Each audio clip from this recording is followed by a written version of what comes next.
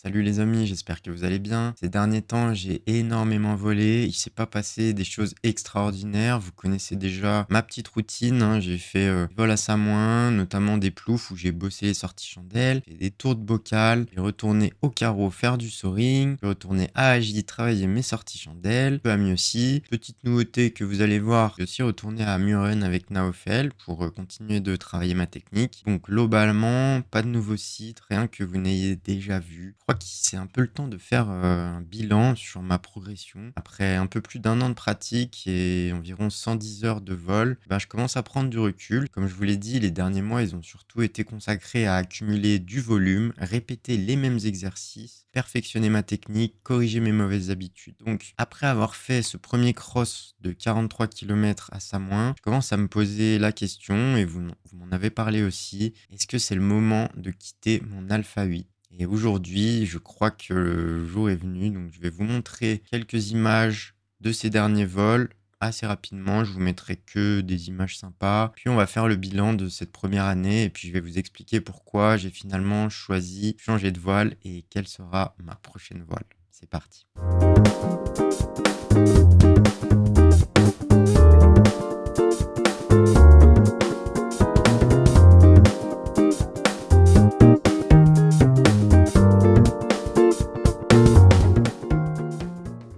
On commence par un petit peu de gonflage au carreau avec Fabien et Aziz.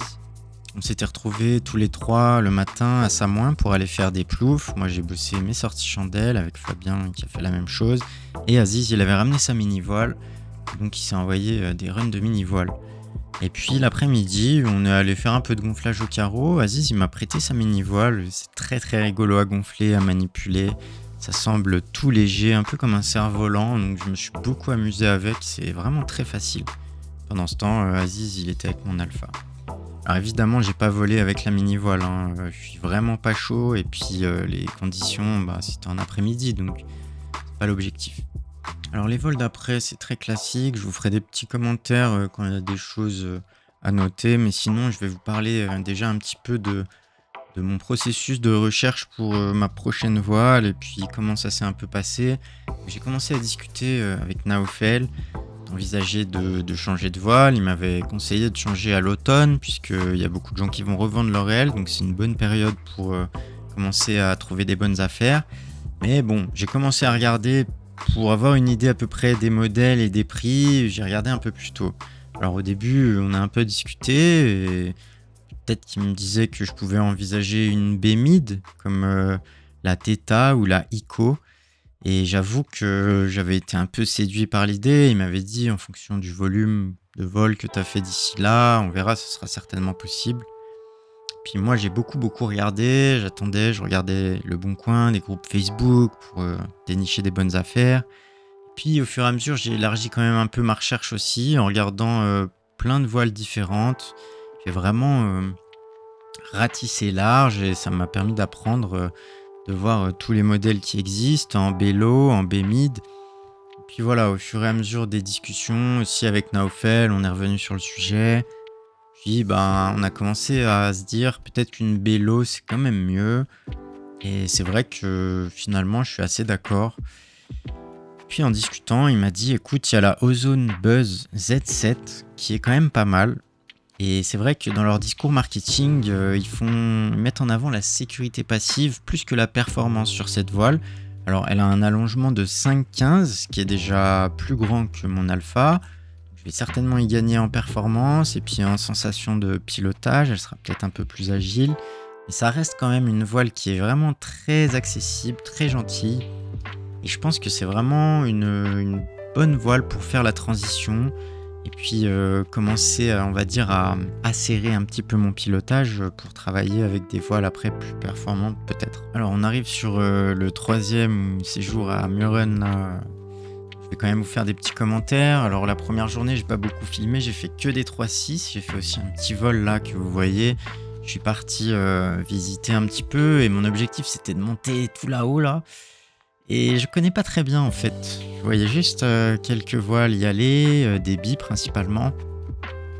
Bon, vous allez voir, ça a pas du tout marché, hein. La première étape c'était très bien. J'ai eu une super vue, c'était très agréable, vraiment un bon petit moment. Puis après, vous allez voir, hein, je vais essayer de me jeter à un endroit qui me paraît ok. Mais finalement, je crois que c'était pas la bonne chose à faire. Vous allez voir, je vais faire que descendre et puis je vais être un peu sous le vent, dans des dégueulantes. En fait, là, si vous faites bien attention, normalement, vous pouvez voir une voile qui est en train de longer la falaise de gauche à droite. Et je crois que ce gars-là, il fait le bon truc, c'est peut-être se cacher du sous le vent pour trouver des thermiques ici. Parce qu'en fait, moi, je suis allé me foutre directement ici. Et là, je me prends toute la brise. Et vraiment, ça fait que descendre. Naofel, il continuait les runs d'accro. Il était dans le cabine là et il me dit ouais, je t'ai vu être scotché. Alors ouais, je suis deuxième barreau et ça avance pas. Et vous voyez, j'arrive voilà, à latéraux en fait. Hein.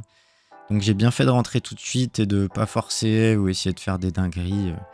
Tant pis, quand je connaîtrai un peu plus le site, je pourrais essayer de me faire des vols. Donc regardez, là, il y a un hélico. C'est assez stylé de voler au-dessus d'un hélico, mais en même temps, moi, ça me fait un petit peu peur. Mais bon, ça va pas m'empêcher de lancer les runs. Alors à partir du deuxième jour, j'ai commencé à retravailler les wing-over.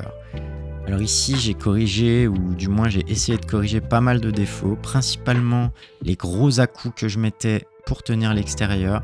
J'essaye d'y aller vraiment plus progressivement et puis dans l'axe des élévateurs. Donc ça, c'est vraiment un truc sur lequel je travaille activement. Et pendant les 2 jours où j'ai enchaîné les wings, j'ai eu aucune fermeture. Donc ça, c'est plutôt bon signe.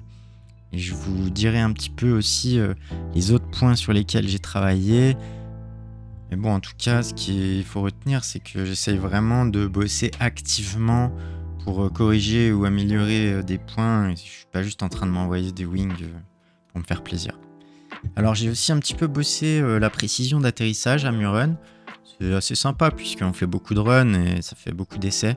Alors parfois ça marche pas et puis j'ai quand même réussi à faire un joli petit posé cible. Donc je pense que le travail de précision au carreau a payé aussi. Et puis je me sers beaucoup de la cible qui monte et qui descend dans le champ de vision pour savoir comment ajuster mon taux de chute et ma finale et ma vitesse. Donc voilà.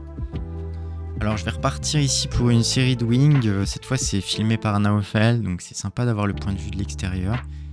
Ça va me permettre de vous parler un petit peu des défauts restants. Donc je suis encore un petit peu brut et j'accompagne pas vraiment bien la glisse. Un peu brut avec mon intérieur là surtout. Et puis Naofel m'a dit que j'étais un petit peu en retard pour lancer les wings à gauche. Donc là, faut rester vigilant. Alors je tiens la voile, ça va, mais on va pas non plus trop exagérer. Et puis sur les trucs sur lesquels j'ai travaillé, donc comme je vous disais tout à l'heure, il y a notamment l'appui sellette. Là, quand j'envoie à l'intérieur, on a tendance en fait à déplacer le poids vers l'extérieur pour compenser un peu comme se laisser emporter ou pour garder, on va dire, le sol droit dans le champ de vision. En fait, c'est une erreur et c'est grâce à la vidéo de Chris Hollup qui m'avait été conseillée par un abonné dans les commentaires. Et c'est vrai que dans cette vidéo, il parle de ce défaut en particulier. Donc je me suis forcé à garder mon appui sellette à l'intérieur dans le virage du wing et c'est vrai que ça a changé pas mal de choses, notamment l'axe de lacet. Alors ensuite, je suis allé faire du soaring à Mieuxy avec Naofel et puis ses potes. Donc là, c'était une après-midi super sympa. Par contre, c'était très très fort. On a attendu vraiment, je pense, on a attendu de 14h à 18h30 que ça baisse. Et puis on a eu un super créneau, environ 50 minutes de soaring là. C'était vraiment trop cool. Donc là, je me suis bien amusé. Ça fait penser un petit peu aussi au carreau là, en termes de soaring. C'est très sympa. Un petit peu de waga, on s'amuse près du sol. Puis là, j'ai fait un petit vol du soir, un plouf. Alors très contemplatif, très poétique, c'était vraiment un magnifique plouf. Il avait pas mon vario, j'étais vraiment en kiff, vraiment c'est du plaisir total là. Bon, je vous laisse apprécier.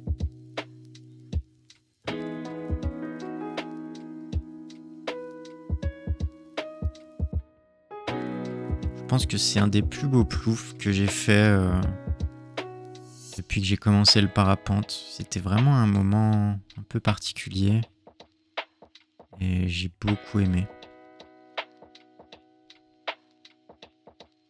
C'est aussi ça le parapente, hein. Moi, je vous montre beaucoup de boulot dans la progression, mais il faut aussi kiffer, hein.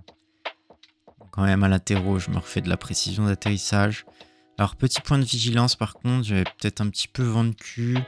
Et c'est vrai que j'avais déjà lu que quand on travaille la précision d'atterrissage, on a tendance à se laisser aller sur d'autres choses. Et ça peut être parfois un peu dangereux, hein. Si on fait tout pour absolument atterrir dans la cible, je pense qu'il faut faire un peu attention. Et là, je suis allé enrouler un petit peu à Trapchet avec des rapaces, donc c'était super sympa. Mais je me suis retrouvé quand même un petit peu sous le vent, un peu bizarre, turbulent, donc je me suis barré. Je reprends juste un petit peu là où je m'étais arrêté par rapport au voile, donc je veux passer sous une baie. Et je pense que ça y est, le choix est fait, ça sera une Ozone Buzz Z7. C'est une voile, comme je vous ai dit tout à l'heure, qui met l'accent sur la sécurité passive plus que sur la performance, tout en restant quand même un petit peu plus perf que mon Alpha. Donc c'est la voile sur laquelle je me suis arrêté. J'ai trouvé une offre super intéressante en Suisse. Donc ça y est, je vais aller la chercher début août, la voile. Et j'ai hâte de la découvrir et puis de faire des vols avec pour voir ce que ça donne. Donc voilà, je pense que ça fait partie des derniers vols de mon Alpha que vous avez vu. Là, elle est au contrôle. Et puis je vais la revendre dès que le résultat du contrôle arrive. Voilà, n'hésitez pas si vous connaissez des personnes intéressées. Ce sera sur Le Bon Coin. Et sur des groupes Facebook aussi. Alors voilà, ici j'étais allé au Criou, c'était très turbulent, ça faisait que monter, descendre, monter, descendre, monter, descendre. Ça m'a un peu saoulé, j'ai décidé d'aller à latéraux. Et voilà, donc cette vidéo elle marque un peu la fin d'un chapitre. En Alpha 8 elle m'a accompagné depuis mes tout premiers grands vols. C'est avec elle que j'ai découvert le thermique, le cross, le premier 3000 mètres, les vrais plats, premier tour de Bocaux et mon premier cross de 43 km. Sous cette aile j'ai énormément appris et elle m'a vraiment permis de progresser avec beaucoup de sérénité. Et maintenant je crois qu'une nouvelle étape commence. Je sais qu'en changeant de voile, je vais devoir redevenir un peu débutant, même si je le suis toujours. Car je vais devoir reprendre mes repères, retrouver mes automatismes, continuer à construire ma progression sans brûler les étapes. Et justement, c'est ça qui me motive le plus. Les prochaines vidéos, ce sera probablement déjà avec ma nouvelle voile, Buzz Z7 de chez Ozone. J'ai hâte de découvrir son comportement, de voir ce qu'elle m'apporte et puis de partager avec vous toutes les erreurs, les doutes, puis l'apprentissage qui va forcément accompagner cette nouvelle aventure. Merci à tous ceux qui suivent ma progression depuis le début. On se retrouve très bientôt pour les premiers vols sous cette nouvelle aile. Pensez à vous abonner, à me lâcher un petit like. Je vous dis à très bientôt les amis. Ciao ciao.